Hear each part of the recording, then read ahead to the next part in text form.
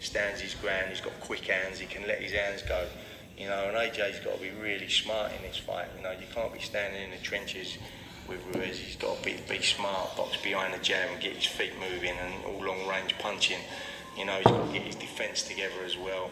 He's got to be able to slip and ride them shots. You know, there's a lot of work for him to do before he gets in with Ruiz. I would have rather seen him had a fight or two in the interim and got, you know, worked on what he needs to do with Ruiz, getting similar sort of opponents in, and you know, worked on what he needed to work on.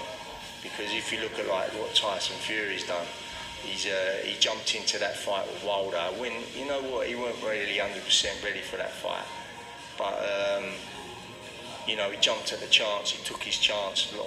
Most people thought he won the fight, but since then he's like getting himself together. He's training in the gym, you know, he's fighting. You know, he's going to have 3 fights and then probably fight Wilder again, which he'll be in a much better situation mentally and physically. You know, he'd learn even more by the time the 3 fights comes round, and you got to really fancy him to beat Wilder next time. So I would like to see AJ do that, get a couple of fights in the interim. He's always going to be in a massive fight, AJ. But you know, knowing him and knowing what he's like, you know, he'll believe that he can go and do a job on Ruiz, and that's obviously why he's going back into the fight straight away. But yeah, it's not going to be easy. With pride as well.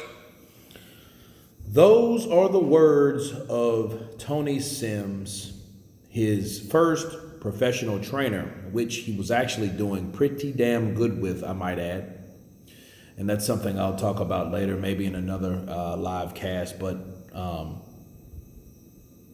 he was saying that he feels that Anthony Joshua should take a couple more fights first, as you guys heard. And he wouldn't put him in there straight away.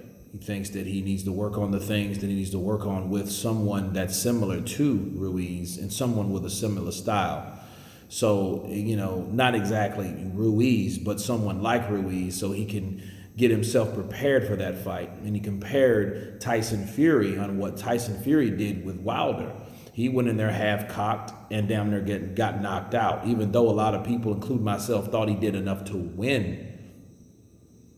He was a second away from being knocked out, nonetheless. And the question you asked yourself was he 100%? If he wasn't 100%, would that same result happen in the 9th and the 12th, right? Either way, a lot of people argue, and it's a good argument, that he was not 100%. It was due to him jumping into a situation that he wasn't ready for. But after that fight, like Mr. Sims explained, that now Tyson Fury, they've slowed him up a bit. They've taken the time to fight other fighters. Now he's fighting another guy we never heard of, but at least, like Tony Sims said, that he will be more confident in this next bout to come, okay, with Deontay Wilder. So he's got those fights in the bag. He's readjusted mentally. He's got all the things that he needs to work out, and he got a couple fights in. So, you know, it's very interesting to hear Tony Sims speak up, you know, because they interviewed him, of course. But, you know, it's always interesting to hear another person's perspective, especially the first trainer of Anthony Joshua. Okay, so I just want to lay that down to you guys. Let me know what you think about Tony Sims' advice. Of course, please subscribe. And you guys been Counterpunch. Peace.